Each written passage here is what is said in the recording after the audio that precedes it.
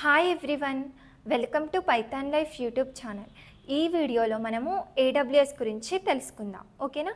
So మనం last వీడియోలో ఏం తెలుసుకున్నాం, క్లౌడ్ అంటే ఏంటి and cloud providers and different types of cloud providers గురించి డిస్కస్ చేసాం. So AWS, Azure, GCP, OCI, IBM, so ఇవన్నీ కూడా మనకి different types of cloud providers. So దీంట్లో మనకి మోస్ట్ పాపులర్ వచ్చేసి AWS అని చెప్పొచ్చు. ఓకేనా? సో ఈ AWS అనేది ఏంటి, cloud platform. Cloud platform. So ఇది మనకి క్లౌడ్ సర్వీసెస్ని అయితే ప్రొవైడ్ చేస్తుంది. సో AWS ఫుల్ ఫామ్ ఏంటి ఇక్కడ, అమెజాన్ వెబ్ సర్వీసెస్. ఓకేనా? సో ఇది మనకి క్లౌడ్ సర్వీసెస్ని ప్రొవైడ్ చేయడానికి యూజ్ అవుతుంది. సో దీంట్లో మనం ఫస్ట్ పాయింట్ చూసినట్టయితే it follows pay as you go model అని అంటున్నాం. Pay as you go model అంటే ఏంటి అంటే లైక్ మనం ఏ సర్వీసెస్ని యూజ్ చేయాలి అనుకుంటున్నామో మనం వాటికి మాత్రమే మనీ పే చేయాల్సి ఉంటుంది. సో దాన్ని మనము pay as you go model అంటాం. అంటే నేను ఇప్పుడు EC2, IAM వీటిని మాత్రమే యూజ్ చేయాలి అనుకుంటున్నాను. సో అప్పుడు నేను వాటికి మాత్రమే మనీ పే చేసి యూజ్ చేసుకోవచ్చు. సో దాన్ని మనం pay as you go model అంటున్నాం.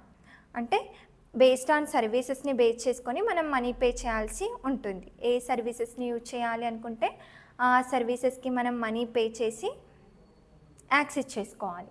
And next it can offer thousands of servers in multiple domains అని అంటున్నాం.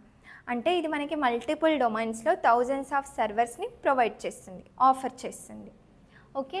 అండ్ నెక్స్ట్ థర్డ్ పాయింట్ ఏముంది, compare to other cloud providers it has high experience అని చెప్తున్నాం.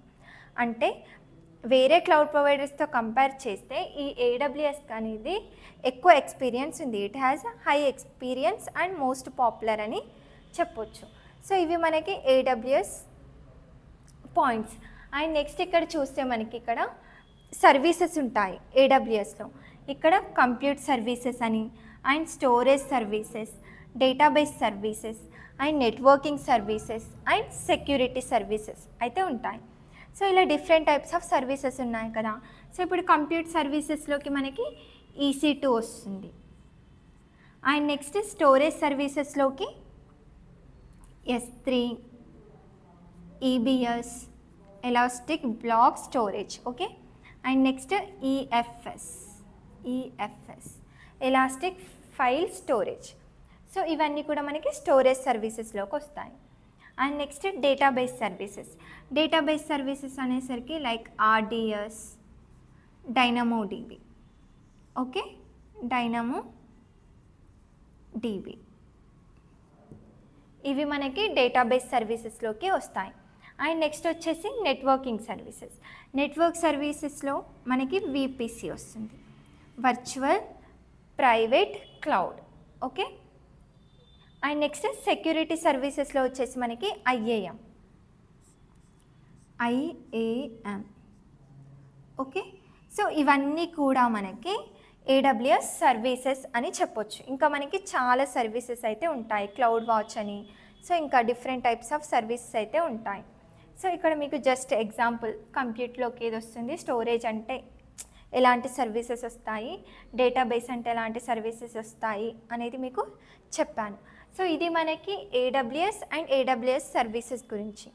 I think ఇప్పుడు మీకు AWS గురించి అర్థమైంది అనుకుంటున్నాను. అండ్ మీకు ఒక యూజ్ఫుల్ ఇన్ఫర్మేషన్ వచ్చేసరికి మన పైథాన్ లైఫ్లో DevOps with AWS recorded content అవైలబుల్గా ఉంది.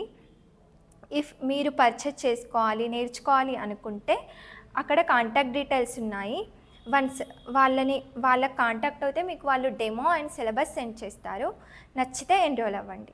Thank you for watching.